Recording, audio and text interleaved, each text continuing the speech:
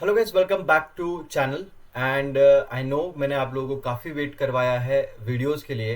And मैं आपको ये बता दूं कि कुछ प्रॉब्लम्स की वजह से मैं वीडियोस अपलोड नहीं कर पा रहा था। बट अब मैं रेगुलरली अपलोड करूंगा। मेरे दादी का देहांत हो गया था और उस वजह से आप देखिए मेरे हेयर्स भी अब कम हो चुके हैं। एक महीने तक मैं रुका हुआ था क्योंकि हेयर्स नहीं थे सर पे और मैं क्या वीडियोस बनाऊं उस केस में। तो इस वजह से मैंने थोड़ा सा स्टॉप लिया था। बट अब मैं सारे वीडियोस आपके रेगुलर अपलोड कर दूंगा। इनफैक्ट जो आगे के चैप्टर्स है वो रिकॉर्डेड हैं ऑलरेडी, पहले ही रिकॉर्ड कर लिया था। बट 10th और 11th जो चैप्टर है वो काफ़ी बड़ा था, इसके लिए उसको रखा था मैंने। तो जो 10 दिन मिले थे मुझे 10वें से पहले, उसमें मैंने सारे वीडियोस रिकॉर्ड कर लिए थे जल्दी जल्दी। बहुत ही अच्छे से वेल एक्सप्लेन वीडियोस हैं, don't worry about it. But ये 10th और 11th नंबर का जो चैप्टर है वो काफ़ी बड़ा था, इसके लिए इनको मैं रिकॉर्ड नहीं कर पाया था। एंड मैं इसको भी रिकॉर्ड अभी करके आगे के वीडियोस भी अपलोड कर दूंगा। सो आपको एक्सट्रीमली सॉरी अगर आपको वेट करना पड़ा है। चैप्टर नंबर 10 के लिए अभी हम लोग स्टार्ट करेंगे। पार्ट 1 है इसका। जैसे कि आपको पता है कि आपको जो नोट्स मिलेगी उस पर पूरा नोट रहेगा, लेकिन ये जो सॉफ्टवेयर मैं यूज़ कर रहा हूँ यहाँ पे 2000 वर्ड से ज़्यादा ये नहीं रख पाता है। इस वजह से फिर हमें उसको पार्ट्स में डिवाइड करना पड़ता है। और कहीं ना कहीं पे वीडियोस के भी पार्ट्स हो जाते हैं फिर उसी के साथ में। और अभी वीडियो स्टार्ट करने से पहले मैं बोल दूं कि आपको हर एक वीडियो 2 बार देखना ही देखना है। ठीक है, एक बार आप एग्जाम से पहले देखो और अभी एक प्रिपरेशन के टाइम पे देखो, और एक बार आप एग्जाम से पहले या 4 या 5 दिन का गैप देके आप देख सकते हो। उससे कहीं ना कहीं पे आपका रिकॉल हो जाएगा, सब चीज़ें आपको याद रह जाएंगी। दूसरी चीज़ कि आपको जो है ये जो नोट्स है इसको भी 2 बार पढ़ना है, और साथ में वर्कबुक है उसको एक बार पढ़ना है। ठीक है, ये तीनों चीज़ें होने के बाद में आपको फाइनली जो है एमसीक्यू की तरफ जाना है, और एमसीक्यू आपको कंप्लीट करना है सारे के सारे। ठीक है, एमसीक्यू कहाँ मिलेंगे आपको? यूदेमी में।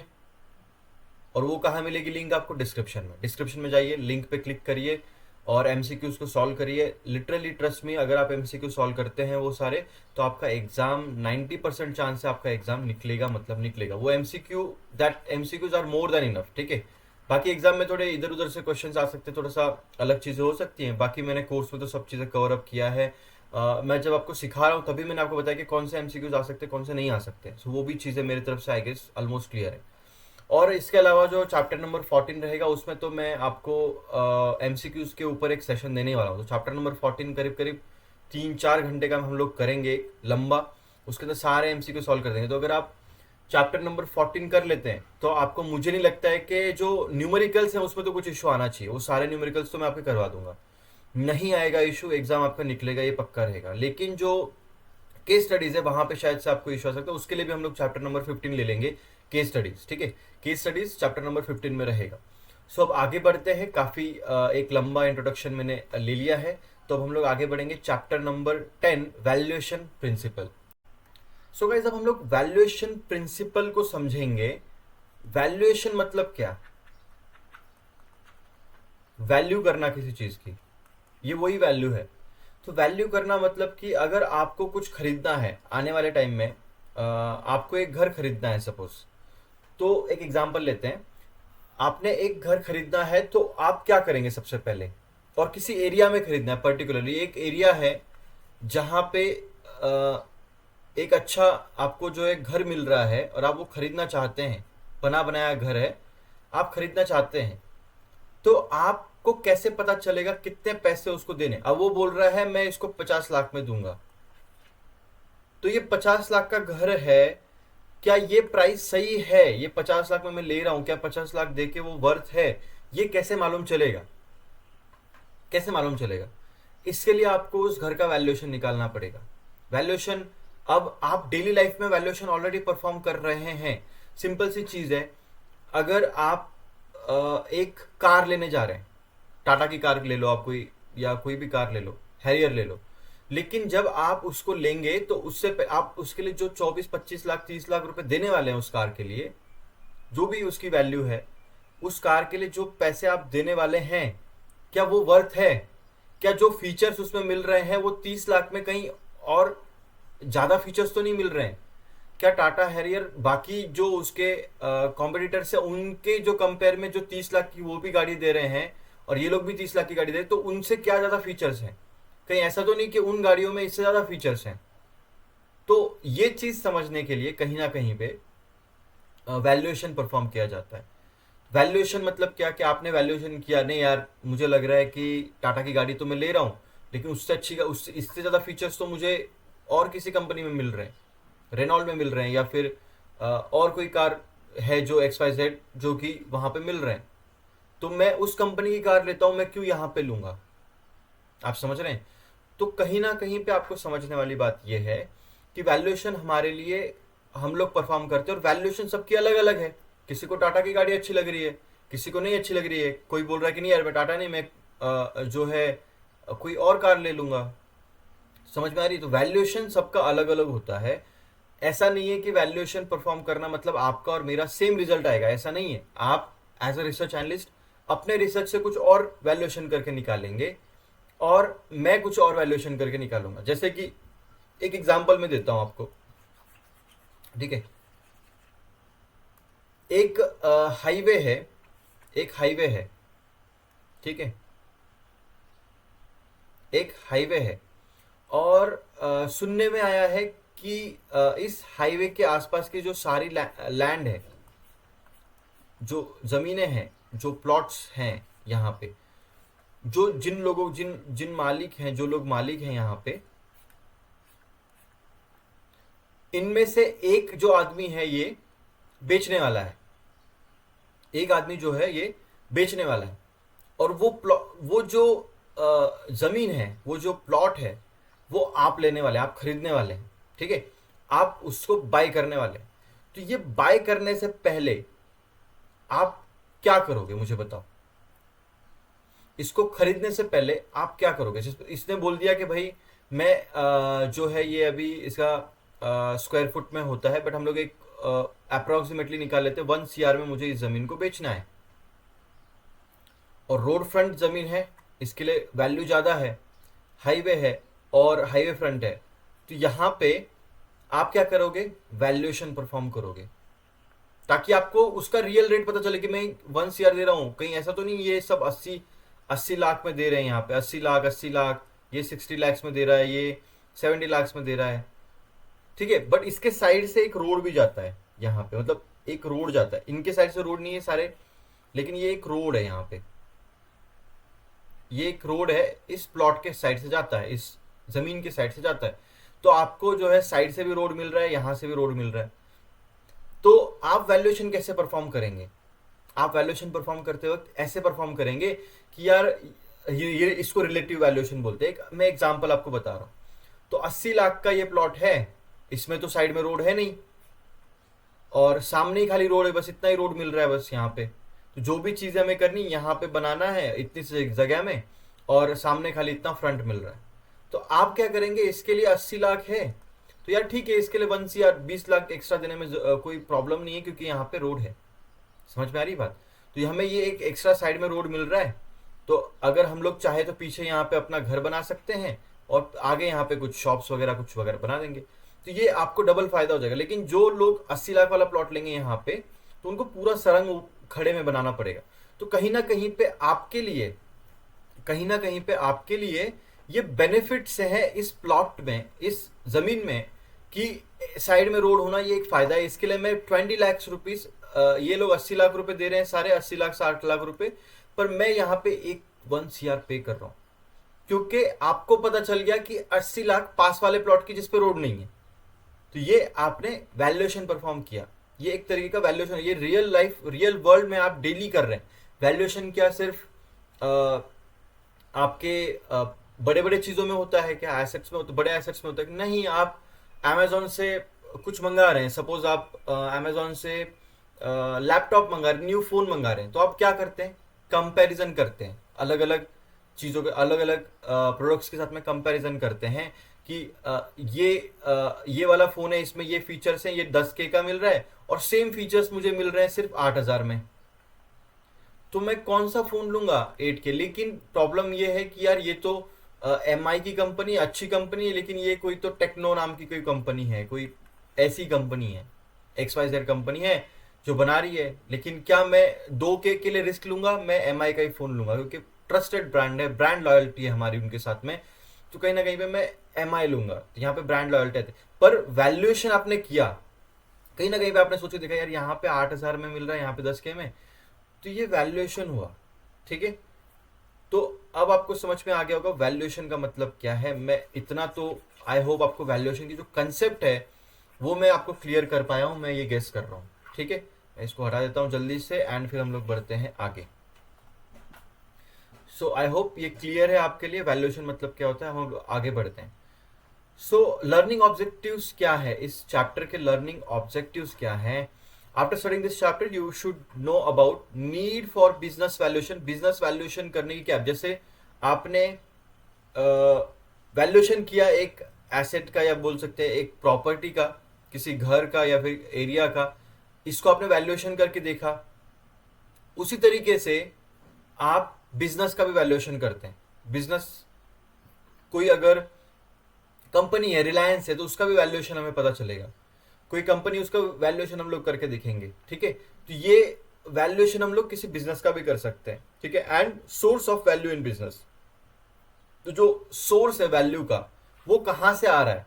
सोर्स क्या है, मतलब सिंपल सी बात मैंने आपको बताया, रोड फ्रंट हाईवे है, 2 रोड मिल रहा है एंड इस प्लॉट की 1 CR की वैल्यू हो गई, तो इसके सोर्स क्या है, ये सोर्स थे इसके कि भाई हाईवे फ्रंट है, देन साइड से भी रोड जा रहा है, ये उसके सोर्स थे। ये समझना है। मैं आधे से ज्यादा चैप्टर मैंने आपको इंट्रोडक्शन में ही समझा दिया है। समझ गए आप क्या है, सिंपल है, कुछ भी नहीं है। बहुत ही कॉम्प्लिकेट किया गया है इस चैप्टर को, बट वो है नहीं, बस कुछ इसमें प्रिंसिपल्स हैं, कुछ रूल्स हैं या कुछ बताया गया है, वो हमें समझना है। बस उसको हिंदी में मैं आपको कन्वर्ट करके बताऊंगा तो आप समझ जाएंगे और फिर आप एग्जाम इसको दे पाएंगे। बहुत ही ईजी चैप्टर है। और इसमें जो एफ और एफ की जो कंसेप्ट है ना, वो किसी यूट्यूब या किसी पेड कोर्स में मुझे नहीं लगता कि समझाया गया है सही से। बट मैं आपको इजी लैंग्वेज में समझाऊंगा, क्योंकि जब मैंने समझा था इन सब चीज़ों को तो मैं एग्जाम में कन्फ्यूजन के साथ गया था और मुझे पसंद नहीं आता है कि मैं कन्फ्यूज रहूं। बट जब मैं एग्जाम में गया तो मैं कंफ्यूज था वहां पे, बट अभी मैंने उसको थोड़ा सा इजी लैंग्वेज में करके आपको समझाने की कोशिश की है और मैं आपको अच्छे से समझाने की कोशिश करूंगा। So various approaches to valuation. Approaches क्या है, वैल्यूएशन करने के अलग अलग अप्रोचेस रहेंगे। जैसे एक तो मैंने आपको बताया रिलेटिव, तो रिलेटिव अप्रोच मतलब कि रिलेट करके देखना चीज़ों से, जैसे कि मैंने आपको बताया कि पास वाले प्लॉट से हमने रिलेट किया। बाकी के हम लोग देखेंगे different type of business valuation model हम लोग देखेंगे इसमें। ऑब्जेक्टिव ऑफ वैल्यूएशन देखेंगे हम लोग क्या है, और important consideration in business valuation. तो बिजनेस वैल्यूएशन करते टाइम में क्या क्या चीज़ों का कंसिडरेशन करना जरूरी है, ये हम लोग देखेंगे। बहुत ही इजी चैप्टर है, ध्यान से देखना है, समझना है। और कुछ भी अगर डाउट्स है तो आपको कहाँ पूछना है आपको पता है, यूट्यूब के कमेंट्स में। अब बहुत सारे लोगों के डाउट्स मैंने क्लियर किए हैं, वहां पे आप जाके देखेंगे तो वहीं पर ही आपको क्वेश्चन मिल जाएंगे। लेकिन अगर आपको कुछ क्वेश्चन अलग है तो आप उस केस में क्या कर सकते हैं कि आप कमेंट में मुझे पूछ सकते हैं या फिर आप ट्विटर पे मुझे फॉलो कर सकते हैं। ट्विटर पे अगर आप फॉलो कर देंगे तो बेटर हो जाएगा। यूट्यूब को लाइक करिए, वीडियो लाइक करिए, सब्सक्राइब करिए चैनल को। आगे बढ़ते हैं।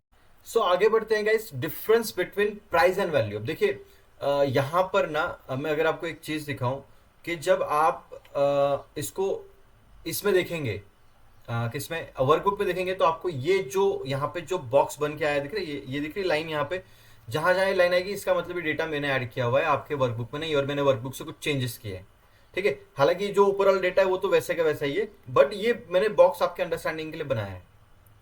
प्राइस और वैल्यू का डिफरेंस क्या है हम लोग ये समझेंगे। बहुत ही इजी लैंग्वेज में समझाऊंगा, समझिए। प्राइस मतलब क्या होता है कि आप किसी चीज के लिए प्राइस पे कर रहे हैं, बट क्या उसकी उतनी वैल्यू है, समझ रहे हैं। सिंपल सी बात है, मैं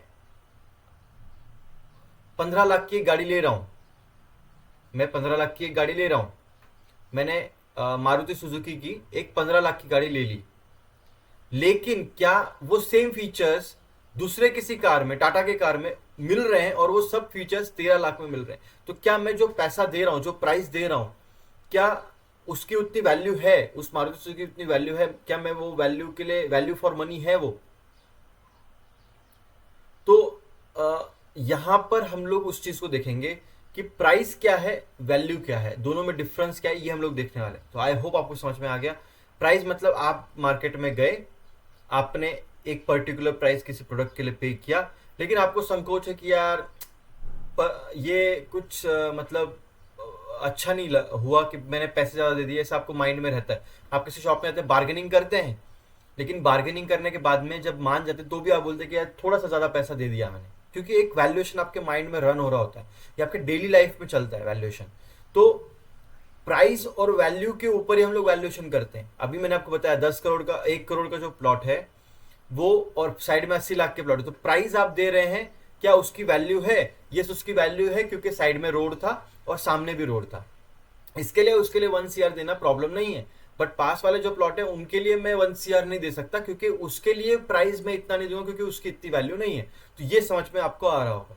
आई होप क्लियर है concept, right? In capital market price is set by the most panicked seller. Okay, price set होती है जो पैनिक सेलर होते हैं उनके तरफ से। पैनिक सेलर्स मतलब कि उनको जल्द से जल्द बेचना है।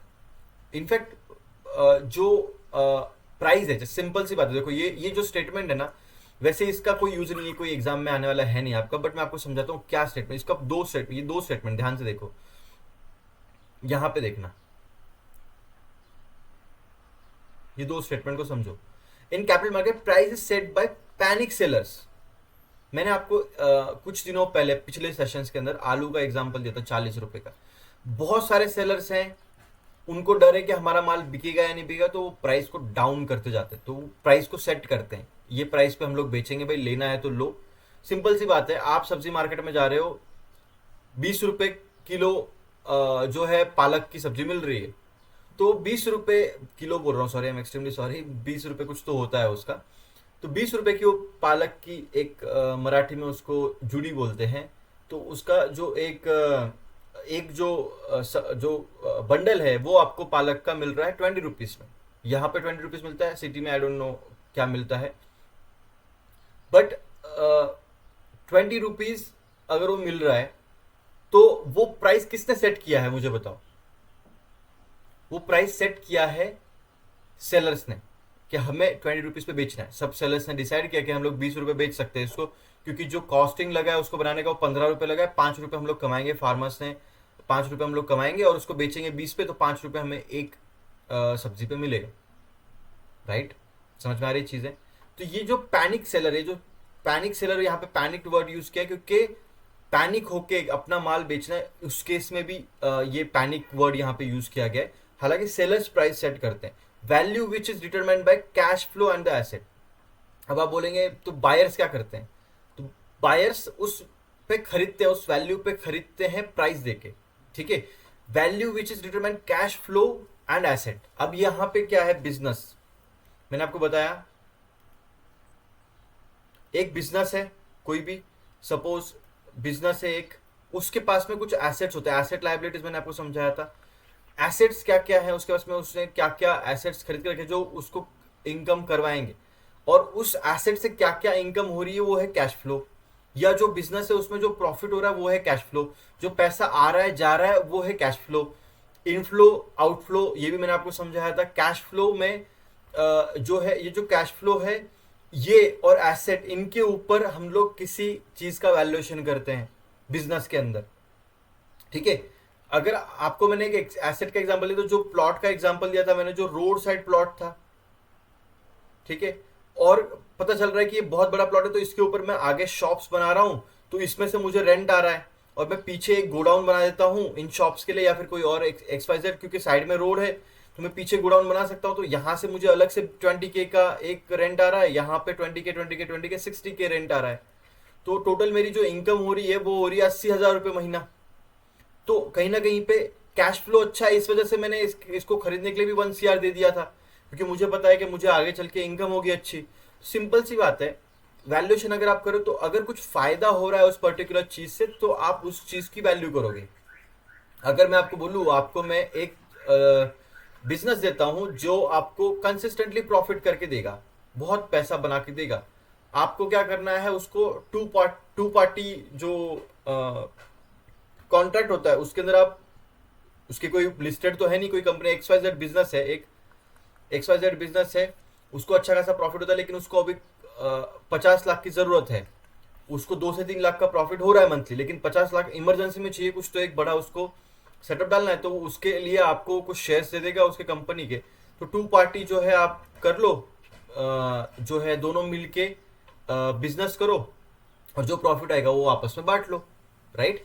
तो ये आपको पता होगा कि आपका दोस्त बोलता है कभी आपको कि चल यार दोनों पार्टनरशिप में एक बिजनेस करते हैं, हालांकि वो पार्टनरशिप वाला बिजनेस कभी टिकता नहीं है, हमेशा टूटता ही है, क्योंकि वहां पे कहीं ना कहीं पे जो क्रेडिट जो है खराब हो जाता है, किसी एक का एक पर्सन कुछ खराब कर देता है, अंडरस्टैंडिंग्स नहीं रहती और वो खराब हो जाती है सब चीजें।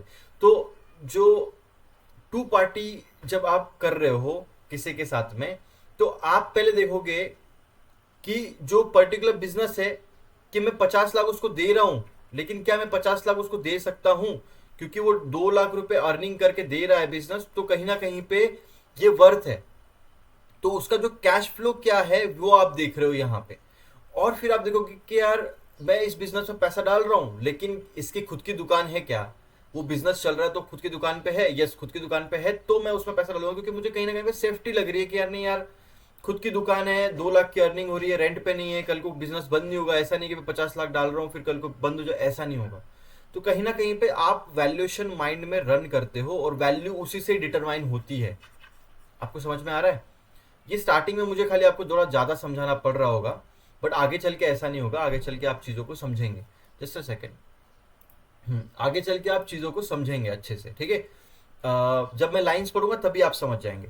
This is both the challenges and the opportunity of investing. जब इन्वेस्टिंग आप कर दो तो यही तो चैलेंज है कि यार मैं इन्वेस्टिंग करने जा रहा हूँ, 99% लोग नुकसान क्यों कर रहे हैं, 90% लोग नुकसान क्यों कर, 99 नहीं 90% लोग नुकसान क्यों कर रहे हैं, वो इसी के लिए कर रहे हैं क्योंकि वो वैल्यूएशन सही से परफॉर्म नहीं कर पा रहे। वो लोग जाके लेंगे कौन से स्टॉक्स ले लेंगे, मैं अगर आपको बोलूँ कि आप पैसा लो मेरे से, मैं आपको देता हूँ 50,000 रुपए, डालो आप, और आपको कुछ भी नॉलेज नहीं है स्टॉक मार्केट का, आप जाके कहाँ डालोगे? आप जाओगे, आप सीधा पैसे डालोगे कोई 2 रुपए 5 रुपए वाला स्टॉक, कि नहीं यार बहुत सारे स्टॉक्स आएंगे, जब ये 2 का 8 रुपए होगा 10 रुपए होगा तो उस टाइम में मैं अमीर बन जाऊंगा। ये आपके सपने होते हैं, कैलकुलेटर पे आप कैलकुलेशन भी करेंगे, लेकिन वैसा नहीं होता, वो 2 रुपए वाला स्टॉक कभी बढ़ता ही नहीं है। और वैल्यूएशन अगर आप करेंगे तो वैल्यूएशन के हिसाब से जो इन कैश फ्लो है वो कौन से कंपनीज में ज्यादा है, जो निफ्टी 50 की जो टॉप 50 कंपनीज है उसमें आप देखेंगे प्रॉफिट ज्यादा होगा, उसमें आप देखेंगे कैश फ्लो ज्यादा होगा, इनफ्लो आउटफ्लो ज्यादा होगा, उसमें मार्केट कैप उसका बड़ा होगा, उसके जो कंपनी के जो एसेट्स हैं वो बहुत बहुत सारे होंगे, राइट। तो वो सब चीजें देख के आप पैसा डालते हो किसी कंपनी में, तो वैल्यूएशन करते टाइम में ये सब चीजों का ख्याल रखना होता है, और यही एक चैलेंज और अपॉर्चुनिटी भी है। अगर आप इसको सही से कर लोगे तो आपके लिए अपॉर्चुनिटी है, अगर आप इसको नहीं कर पाते तो ये कहीं ना कहीं पे आपके लिए चैलेंजिंग रहेगा। To carefully shift through the markets to find the greatest divergence between price and value. तो प्राइस और वैल्यू के बिटवीन का जो डाइवर्जन है उसको ढूंढना कहीं ना कहीं पे एक बड़ा चैलेंज है। And to concurrently avoid the extreme emotion of the crowd, जो बाकी लोगों का जो क्राउड का जो इमोशन है उससे बच के आपको एक ग्रीड पे कंट्रोल करके ऐसे डिसीजन लेने, and indeed to take this stand against them, ठीक है। तो बाकी लोगों से कुछ अलग सोचना है, ऐसी चीज। वॉरेन बफेट का एक जो है उन्होंने एक कॉट किया था, प्राइस इज व्हाट यू पे and value is what you get. तो जो प्राइस आप देते हैं उसके लिए आपको वैल्यू मिलती है, तो आपको ध्यान रखना है कि आपको अच्छी वैल्यू मिले। तो वैल्यूएशन करना इट्स काइंड ऑफ बहुत ही इंपॉर्टेंट पार्ट है इन्वेस्टिंग का, ठीक है। आई होप इतना आपको समझ में आ गया। अब हम लोग price and value are two different concept investing. Investing में दो डिफरेंट कंसेप्ट हैं। While price is available from the stock market and known to all. तो जो प्राइस होती है वो सभी को पता होती है स्टॉक मार्केट में। आपने देखा होगा कि रिलायंस की प्राइस अभी मैं अगर निकालूं तो आपको बता दूंगा कि रिलायंस की प्राइस क्या, कैसे निकालेंगे। आप अपने ब्रोकर पे लॉगिन करिए, वहां पे रिलायंस डालिए वॉच लिस्ट में, आपको रिलायंस की प्राइस मालूम चल जाएगी। गूगल पे सर्च करिए, आपके सीरी को बोलिए, आप अपने गूगल है गूगल बोल के बोलेंगे कि टेल मी रिलायंस प्राइस, वो आपको बता देगा एक झटके में। तो कहीं ना कहीं पे it's easy for you to find the market prices, but not valuation. कि वैल्यूएशन क्या है वो कैसे मालूम चलेगा। तो एज ए टेक्निकल एनालिस्ट मैं तो वैल्यूएशन ज़्यादा परफॉर्म नहीं करता हूँ, मैं चार्ट्स के ऊपर ट्रेड करता हूँ प्योरली। आपने देखा होगा बीच में ऐड भी आया होगा मेरा कोर्स के लिए। तो मैं तो जो परफॉर्म करता हूँ टेक्निकल एनालिसिस, उसके अंदर वैल्यूएशन की जरूरत नहीं पड़ती है, बट कहीं ना कहीं पे वहां पर भी मुझे मालूम चल जाता है कि कौन से स्टॉक्स ओवरबॉट है और सोल्ड है। उसका एक अलग तरीका है टेक्निकल एनालिसिस से करना, वो एक अलग तरीका है, वो मैं आपको बताऊंगा आगे। बट अभी के लिए आप समझिए कि रिलायंस की प्राइस देखना आसान है, बट वैल्यूएशन निकालना, value is based on the evaluation and analysis of the valuer, ठीक है, at the point of the time. तो तो जो रिलायंस का जो वैल्यूएशन है वो सबका अलग अलग होगा। आप वैल्यूएशन करेंगे, आप कुछ अलग निकालेंगे। आप बोलेंगे यार प्राइस तो चल रहा है 2500 रुपये, बट वैल्यूएशन के हिसाब से मेरी प्राइस आ रही है 2200 रुपये। एक बोलेगा मेरी तो 1800 ही आ रही है यार। मैं बोलूंगा कि नहीं यार 2500 रुपये वर्थ है देना अभी, क्योंकि मुझे लगता है कि यहाँ से भी ऊपर जाएगा। आप बोल रहे हैं कि यार नहीं, गिर के 2200 आएगा तब हम लोग खरीदेंगे। एक बोल रहा है गिर के 1800 आएगा तब हम लोग इसको खरीदेंगे। मेरे हिसाब से 2500 भी सही है। तो valuation can be different for everyone. Okay, सबके लिए वो अलग अलग हो सकता है। देर इज नो फॉर्मूला और method to put and throw the precise number on the valuation of the asset. ठीक है, अभी आपको दिख नहीं रहा होगा, precise number of the valuation of an asset. तो जो एसेट की जो कोई फॉर्मूला नहीं ऐसा कि भाई हाँ ऐसा ऐसा ऐसा डालो इसके अंदर और हो गया, ऐसा नहीं होता है। There are uncertainties associated with the inputs that go into valuation process।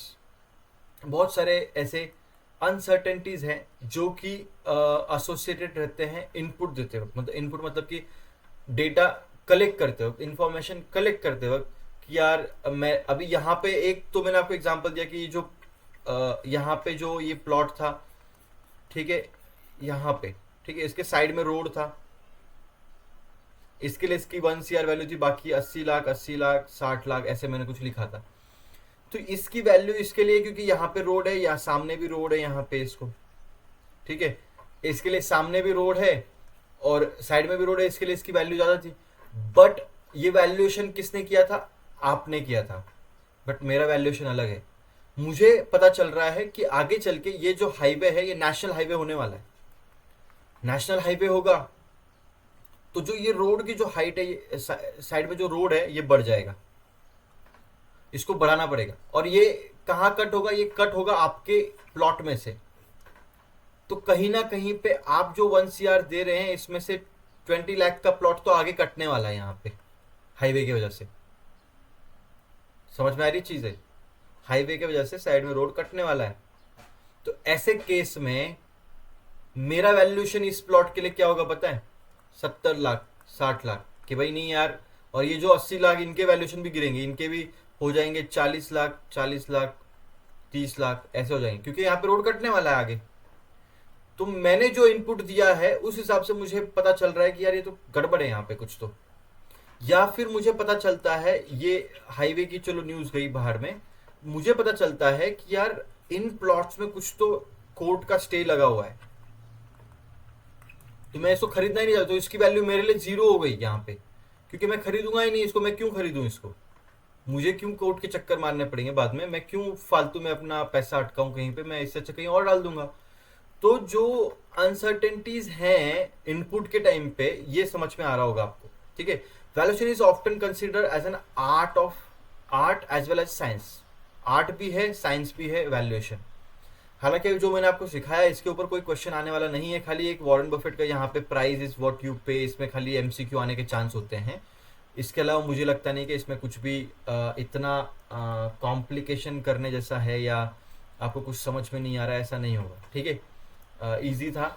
अब मैं आपको जल्दी से देखो, जो एक नीचे टेबल बना हुआ है यहाँ पे देखो, मैं दिखा देता हूँ आपको। इसको मैं एडजस्ट कर लूँ पहले।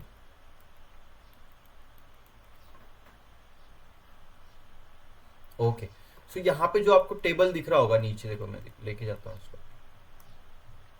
यहाँ पे टेबल दिख रहा है आपको, ये टेबल ना आपके वर्कबुक में नहीं है, बट वैल्यूएशन सिखा रहा हूँ, और मैं अगर आपको ये नहीं सिखाऊं तो इसका कोई फायदा नहीं है। बाकी कोई भी आपको कहीं पर भी ये कोर्स आप कहीं से भी आप कर रहे हैं, वो आपको प्राइस और वैल्यू के बारे में इतना डीप नहीं लेके जाएंगे, बट मैं आपको लेके जा रहा हूँ ताकि आपको आगे कंसेप्ट समझ में आए सारे, ठीक है।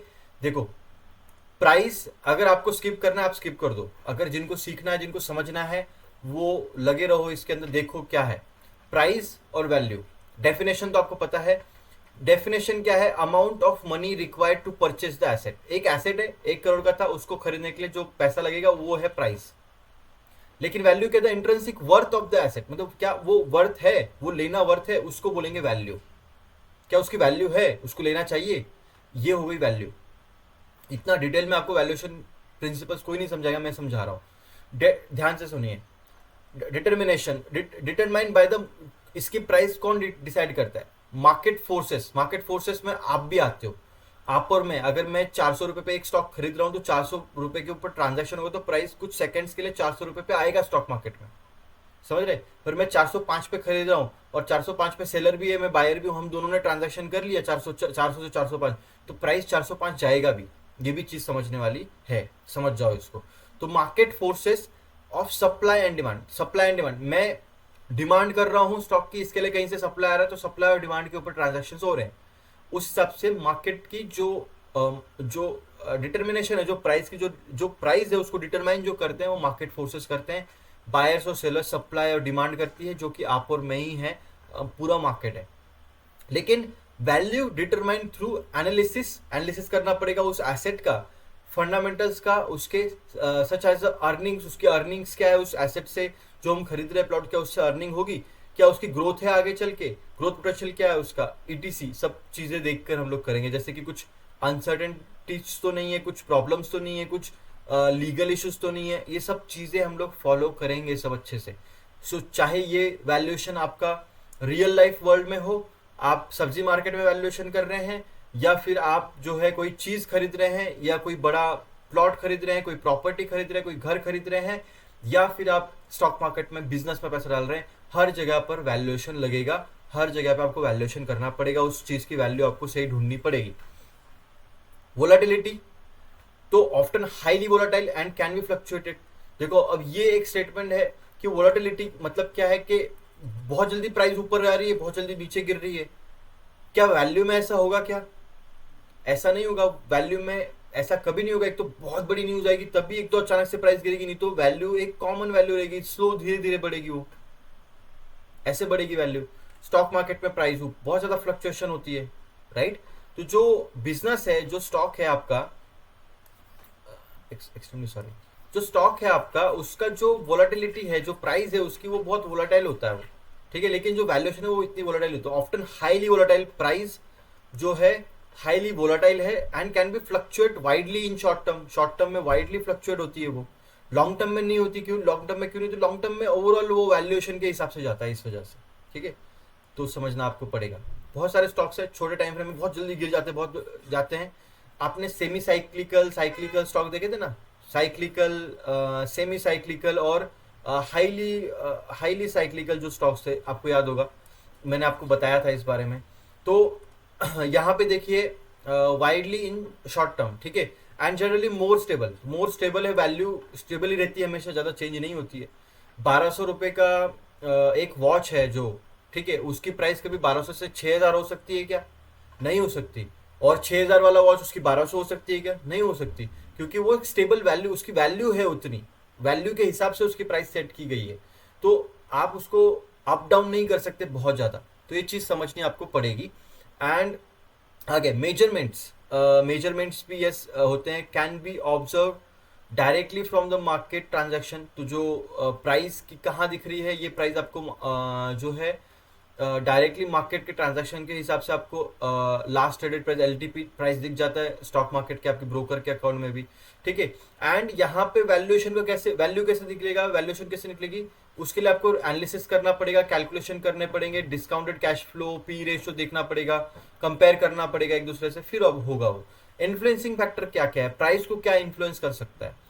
Affected by the market sentiment, news आ गई तो प्राइस ऊपर नीचे हो जाएगी। इन्वेस्टर बिहेवियर ऊपर नीचे, इन्वेस्टर का बिहेवियर मतलब कि आप और मैं अचानक से बोल रहे हैं कि यार नहीं, आप किसी कंपनी में बहुत बड़ा एक जो है 10% उसकी इक्विटी होल्ड करते हैं किसी बड़े बिजनेस में, तो आप बहुत पैसे वाले हैं और आपने वो अचानक से सेल कर दिया, तो 10% का ड्रॉप, हालांकि 10% का ड्रॉप नहीं आएगा, बट 10% आपने अगर अचानक से बेच दिया तो कहीं ना कहीं पे एक ड्रॉप आपको देखने को मिलेगा वहां पे।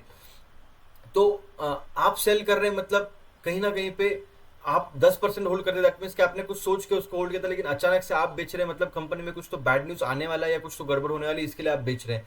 तो जो बाकी के जो इन्वेस्टर्स है वो भी अपना बिहेवियर, वो भी डर जाते हैं और वो भी बेचने लगते हैं।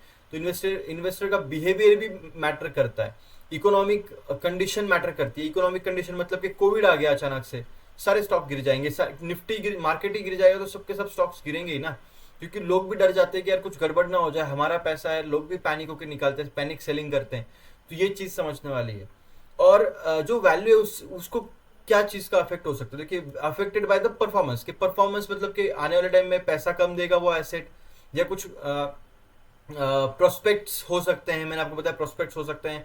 इनहेरिटेंट रिस्क, रिस्क मतलब क्या है कि कल को गवर्नमेंट का रोड आ गया तो यहाँ पे रास्ता कट जाएगा मेरा आगे से, एंड प्लॉट मेरा उसके अंदर आ जाएगा, तो ये रास्ता कट गया तो इतना प्लॉट मेरा वेस्ट होगा, तो वो कहीं ना कहीं पे उसकी वैल्यू कम हो रही है।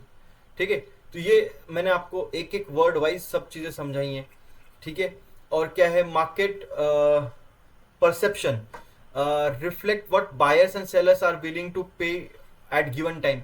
तो जो एक गिवन टाइम में जो ट्रांजैक्शन चल रहे हैं, बायर्स और सेलर जो आपस में बाय सेल कर रहे हैं, उसके ऊपर से LTP, last traded price, set हो रहा है, जो कि मार्केट प्राइस जिसके बारे में हम लोग यहाँ पे डिस्कस कर रहे हैं, मार्केट प्राइस। ठीक है, ये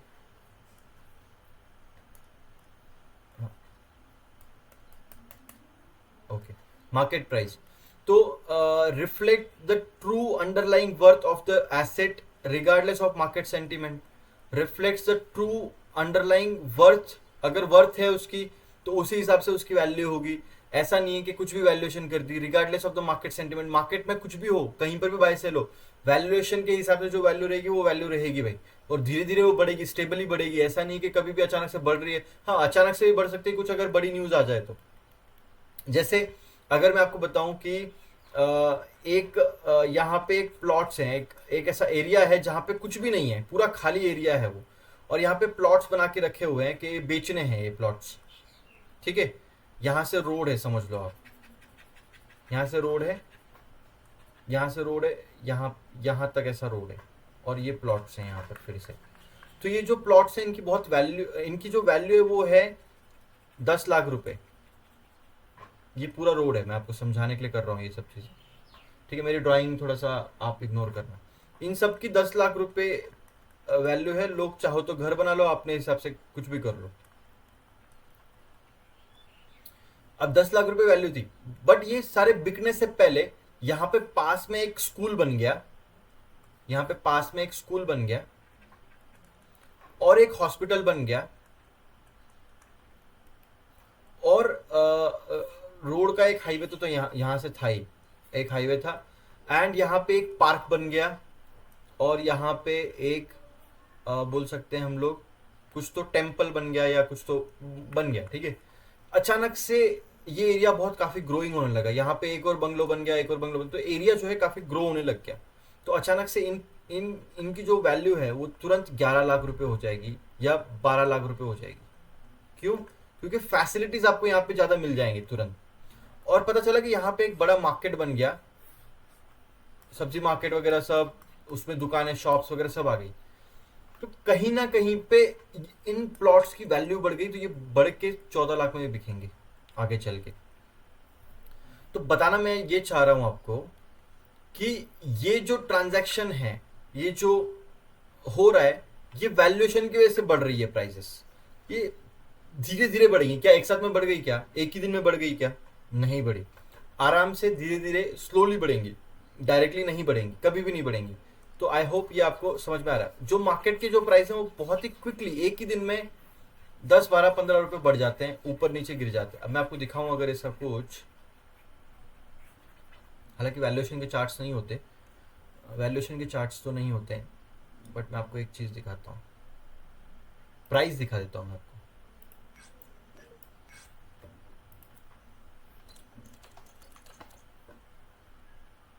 रिलायंस शेयर प्राइस यहीं से दिखा देता हूँ, कोई दिक्कत नहीं। मोर अबाउट रिलायंस, यहाँ पे टेक्निकल चार्ट्स अवेलेबल होंगे या नहीं, आई डोंट नो। बस यहाँ पे देखिए 1 डे का ये प्राइस है, 3000 से खुला, प्राइस गया 3016 तक, फिर 3016 से 3012, 2, 3000, गिरते गिरते गिरते गिरते वो आ गया 2900, 2996 तक। समझ रहे? तो 2996 तक ये गिर गया नीचे। तो ये प्राइस हो गई, मार्केट प्राइस हो गई, ये वैल्यूएशन नहीं हुआ। लेकिन क्या वैल्यूएशन में कोई चेंज आएगा क्या? रिलायंस की जो वैल्यू है वो कम होने वाली है कि एक दिन में, क्योंकि उसके एसेट्स बहुत ज़्यादा है। थोड़ा बहुत चेंजेस आएंगे, लेकिन क्या इतना चेंज आएगा क्या? बड़ा नहीं आएगा। ठीक है, एग्जाम्पल्स अब हम लोग देखेंगे। इसके क्या है, the stock price of company जो कि $50 की है, यहाँ पे डॉलर्स में आ रखा है, बट जो वैल्यूएशन है उसके हिसाब 70 रुपये, तो 70 रुपये के हिसाब से रहेगा। Short term traders often focus on price movement, ठीक है। जो शॉर्ट टर्म जो ट्रेडर्स होते हैं